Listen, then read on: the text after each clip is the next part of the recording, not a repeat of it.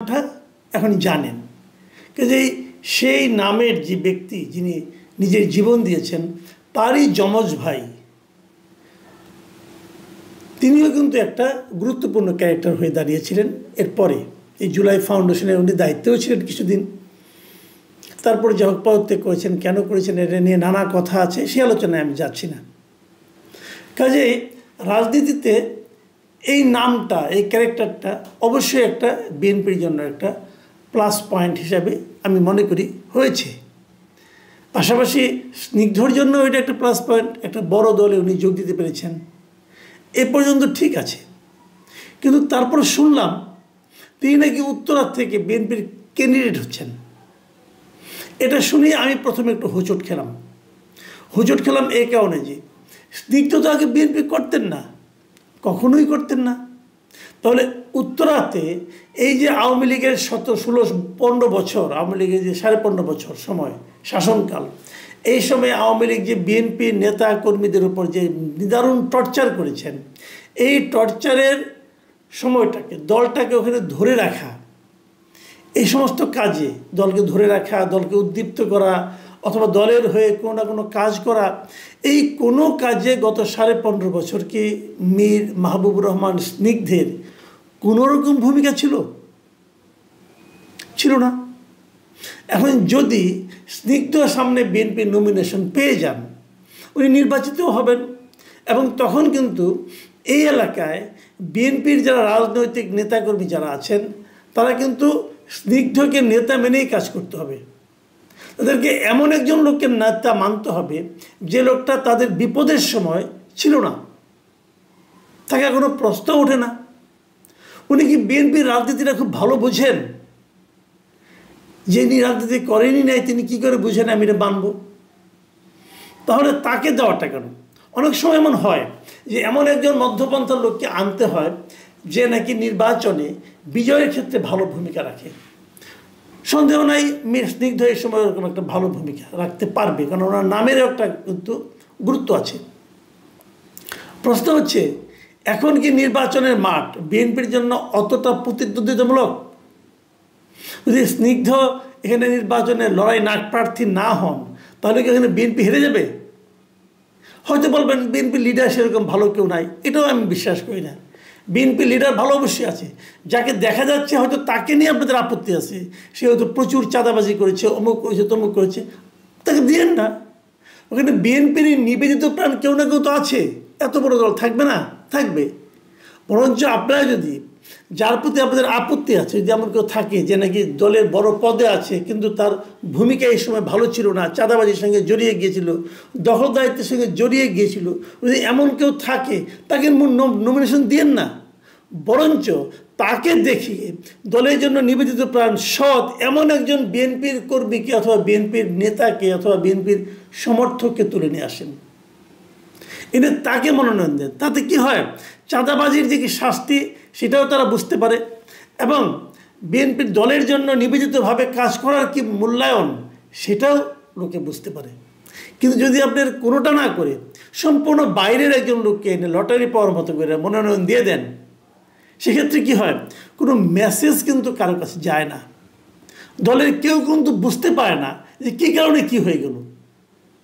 তাদের এতদিনের যে ডেডিকেশন, তার কী মূল্যায়ন হলো, এটা কিন্তু দলের কেউ বুঝতে পারে না। মানুষের মধ্যে হতাশা তৈরি হয়, এবং তারা তখন ওই ছোট নেতা হিসাবে অথবা আঞ্চলিক লিডার হিসাবে তারা কিন্তু নানা ধরনের দুর্নীতিপরায়ণ কাজে, চাঁদাবাজিতে লিপ্ত হয়ে পড়ে। এই কিছুই তো হলো না, তাহলে এটা করে কিছুদিন অগ্রসর হই। আমি মনে করি বাংলাদেশের যে এই যে আপনার দায়িত্বে যাওয়ার পরেই যে লুটপাটের একটা রাজনীতি শুরু হয়, তার বীজটা কিন্তু এভাবে বোনা হয়।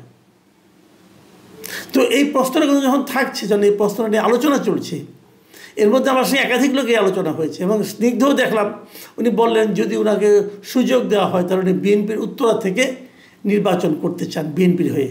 মানে উনিও মেন্টালি এক ধরনের প্রিপারেশন আছে, এবং ওই এলাকায় বিএনপি এখনও কাউকে নমিনেশন দেয়নি। তাহলে ধারণা করা হচ্ছে যে স্নিগ্ধ হয়তো নমিনেশন পেতে যাচ্ছেন। ঠিক একই রকম আরেকটা ঘটনা আজ ঘটল। সেই ঘটনাটা কি? সেই ঘটনা হলো এই সরকারের একজন উপদেষ্টা, খুবই আলোচিত এবং খুবই বিতর্কিত একজন উপদেষ্টা, আসিফ মাহমুদ সজীব ভুঁইয়া। উনি আবার ছাত্র প্রতিনিধি হিসাবে কিন্তু এই ক্যাবিনেটে যুক্ত হয়েছেন। সে আসিফ মাহমুদ সজীব ভুঁইয়া ওনার বাড়ি হলো কুমিল্লার মুরাদনগরে। ওখান থেকে তার ভোটার তালিকাটা ভোটার হিসাবে উনি ধানমন্ডিতে অন্তর্ভুক্ত হওয়ার জন্য আজকে আবেদন করলেন। উনি আর ওখানে ভোটার থাকবেন না, ধানমন্ডি এলাকার ভোটার হবেন। উনি কি ধানমন্ডি এলাকায় থাকেন না? থাকেন না।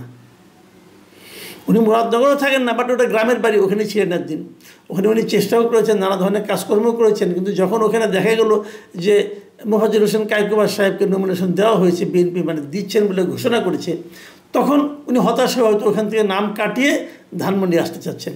মুরাদনগরে ভোটার থাকলে যে ধানমন্ডিতে প্রার্থী হওয়া যাবে না তা কিন্তু নয়।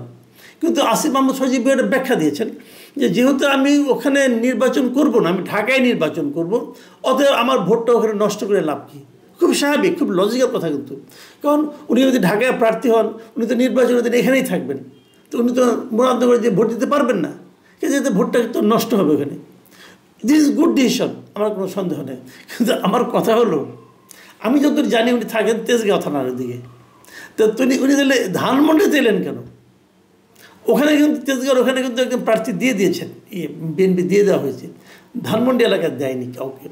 তাহলে কি ধানমন্ডিতে উনি আসছেন এই কারণে যে এখান থেকে উনি নমিনেশন নিতে চান, নির্বাচন করতে চান? হ্যাঁ, উনি নিজেও এটা বলেছেন যে উনি নির্বাচন করবেন।